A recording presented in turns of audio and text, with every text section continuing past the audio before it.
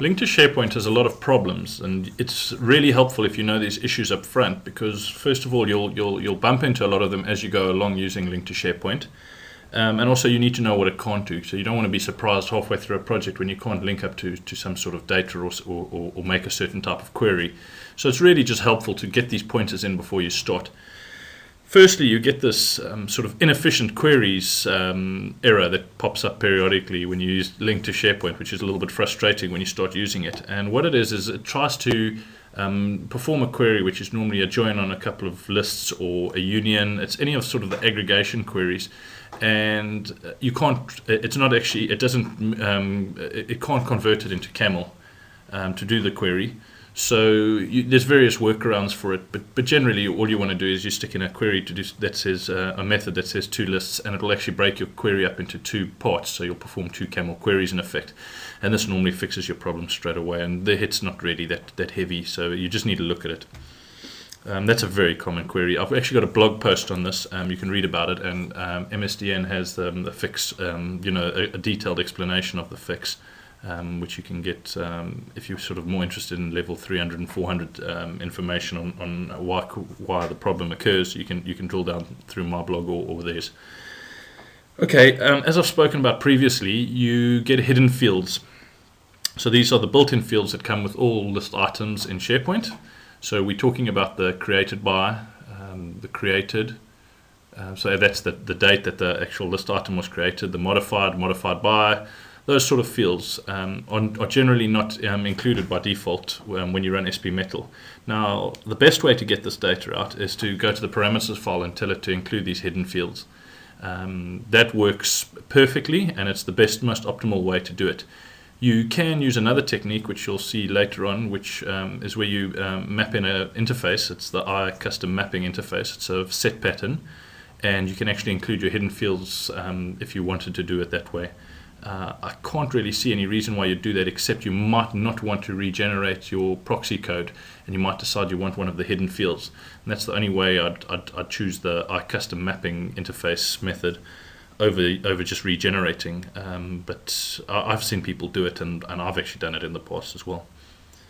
Okay, so as we've discussed previously as well, Link to SharePoint only supports SharePoint 2010 Foundation fields.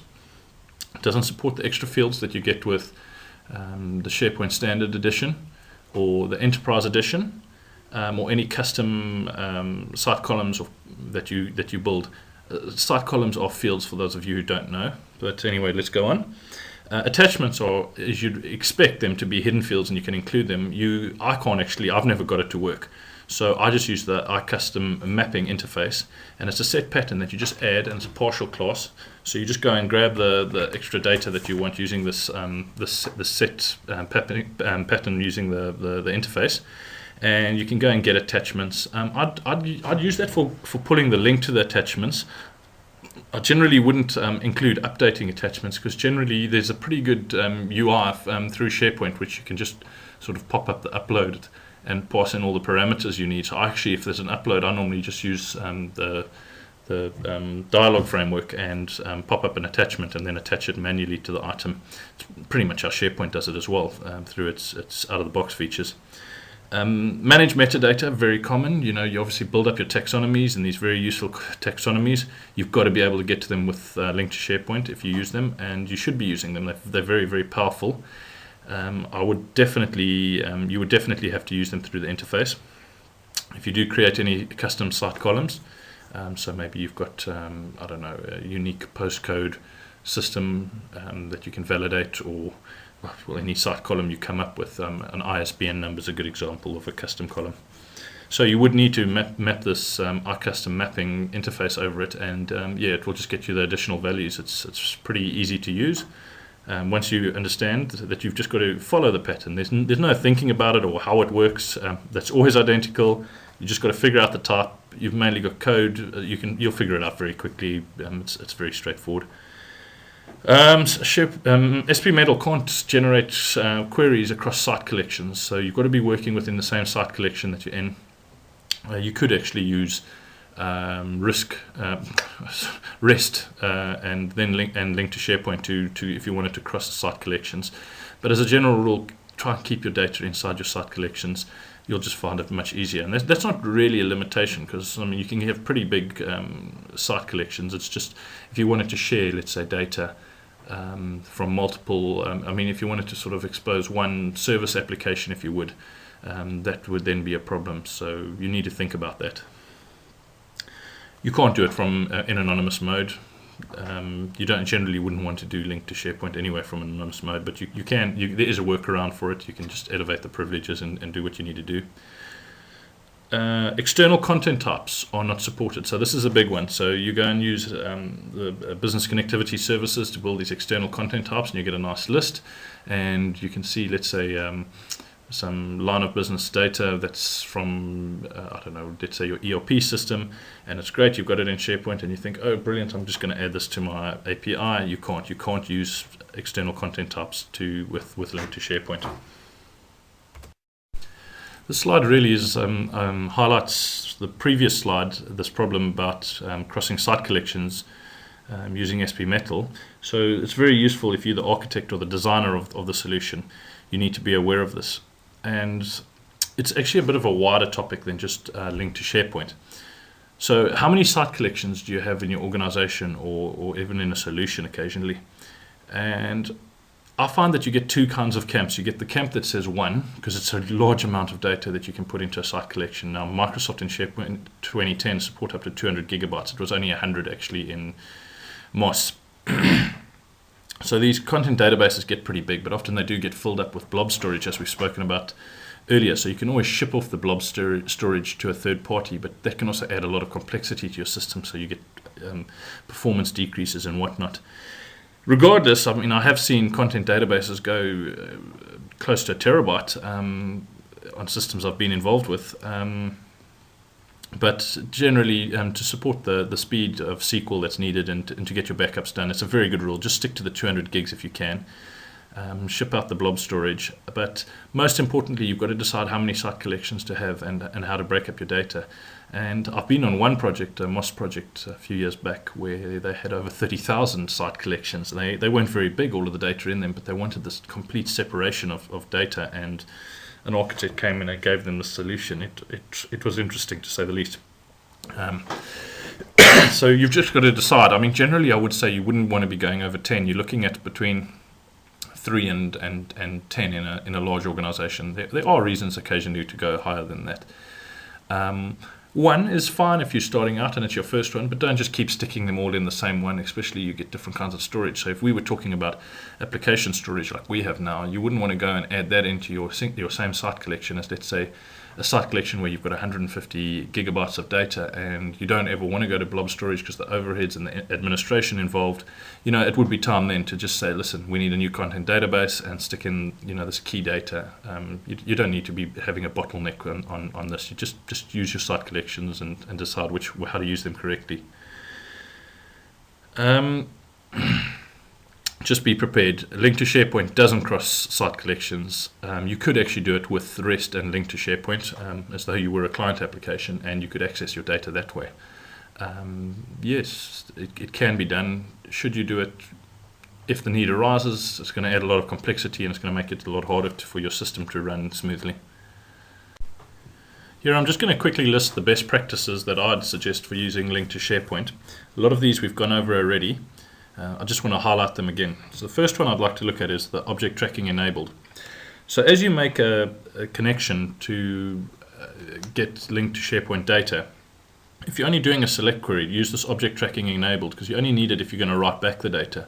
It'll speed up your performance tremendously if you're doing just a select statement.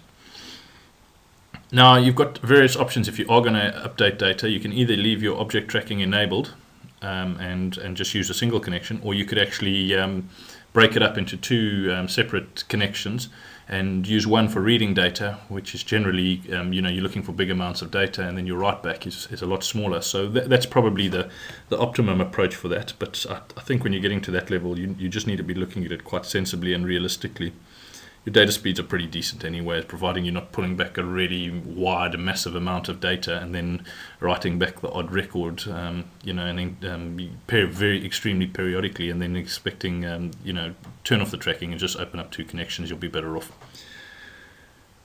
For hidden fields, use the parameters file just so they get included in your proxy straight up in your link to SharePoint proxy. You'll get much better results. Then lookup fields and lookup lists, especially in link to SharePoint, it's not without cost or resource cost that you can just keep on looking up lists. There is a maximum number of lists, but you should be getting nowhere near that. And SharePoint has various things to help you out. So, for instance, they have projected fields. So, if you had a relationship that was done, let's say on an order which had a customer ID, you could actually on the order table do a projected field and stick in the customer title on that projected field, and it would save you the actually having to go into the customer list to go and get that data. So use projected fields where they make sense. Lookups are expensive, so try and stay away from them if you can. If you do, just try and use 1 or 2, maybe 3 lists at a time. I really wouldn't advise you start writing camel queries that go into 4 or 5 separate lists at a time. You will have to you will pay the price.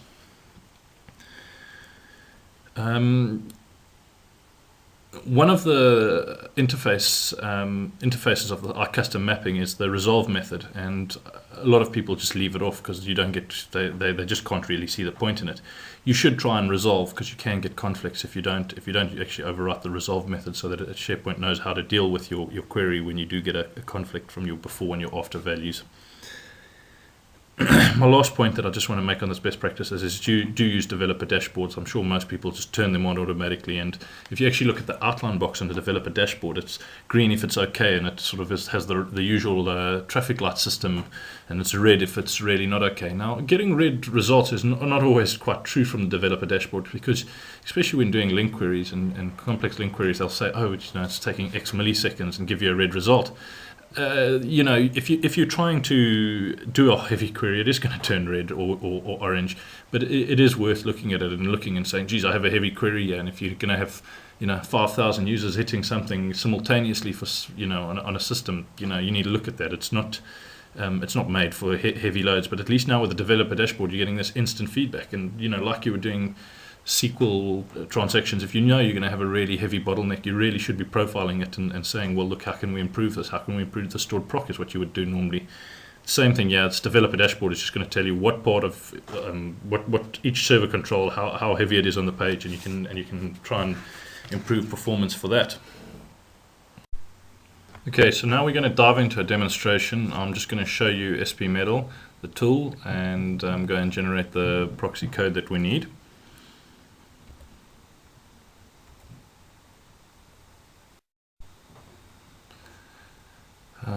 This ends the first part of the presentation. The second session actually will be a more hands-on session showing you using Visual Studio and the tools, the tooling, and showing you how to use a link to SharePoint with actual examples, and you can take away code you can use today.